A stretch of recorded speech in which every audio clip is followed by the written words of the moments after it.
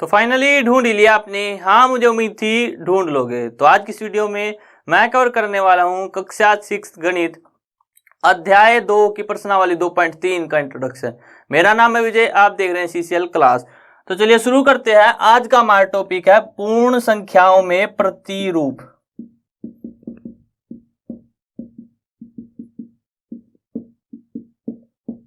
कि पूर्ण संख्याओं में प्रतिरूप कैसे हम निकाल सकते हैं, कैसे ढूंढ सकते हैं।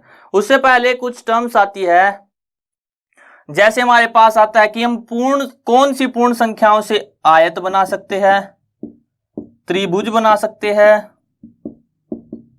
वर्ग बना सकते हैं और एक रेखा बना सकते हैं। तो ये हमें पहले बताना है कि कौन सी पूर्ण संख्याओं, हम 1 से 10 तक देखेंगे।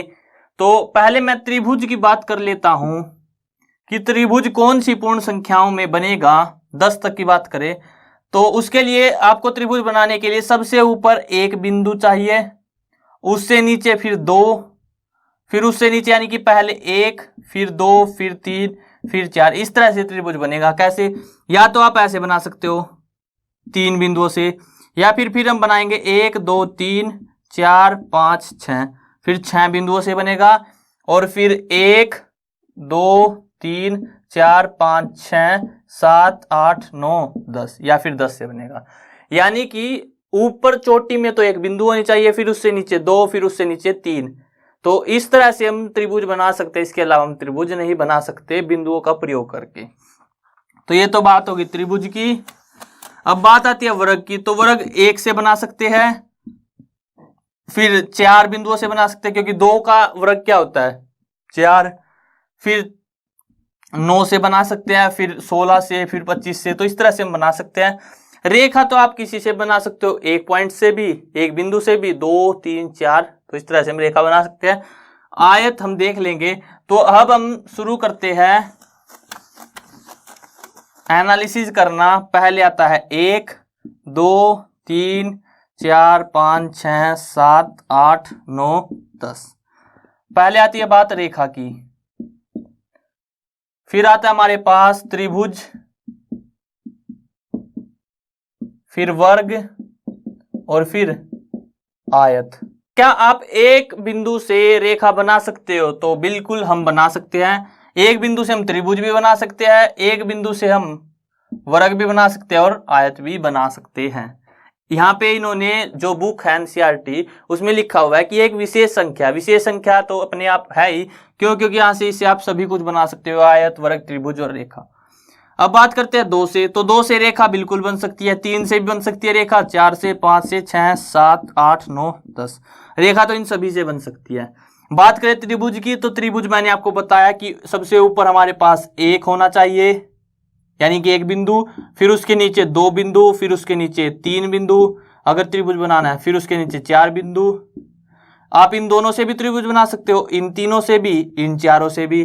तो यानी कि इसके लिए हमें या तो 1 चाहिए बिंदु, या फिर चाहिए 3 बिंदु, या फिर चाहिए हमें 2 और 1 3 और 3 6 बिंदु, और या फिर चाहिए 6 और 4 10 बिंदु।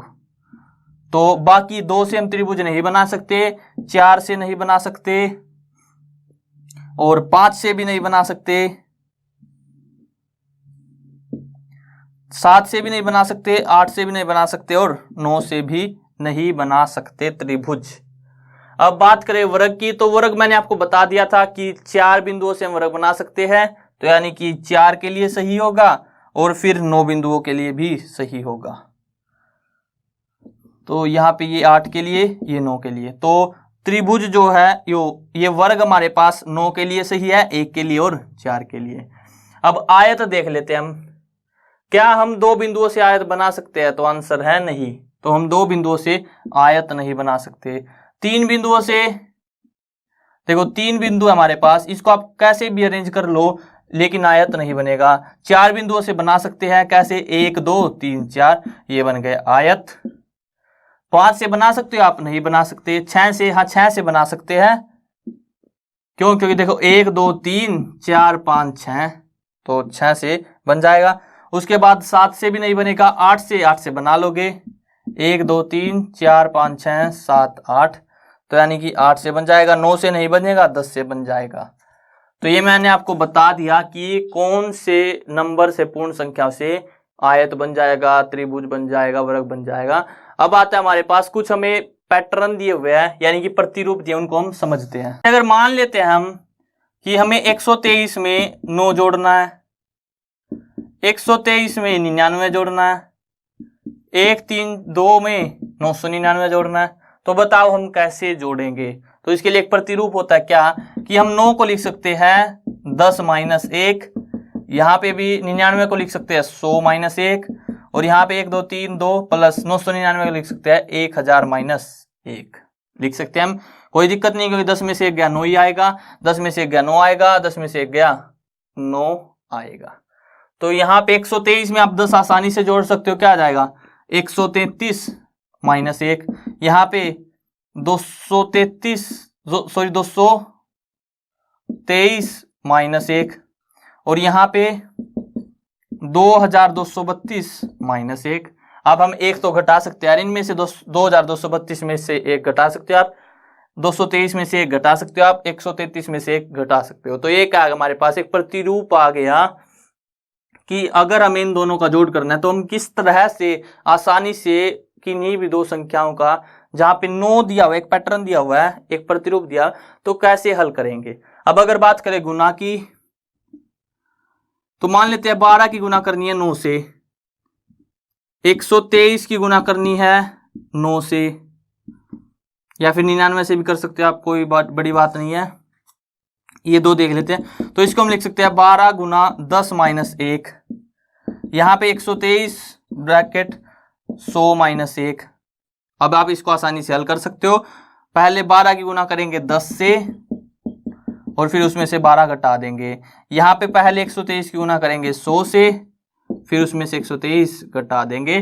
तो इस तरह से हमारे पास ये क्या आ गया, एक प्रतिरूप आ गया 9 के लिए। अब बात करते हैं 5 के लिए, और मान लेते हैं हमें 123 की गुना करनी है 5 से, तो हम क्या कर सकते हैं 123 गुना 10/2,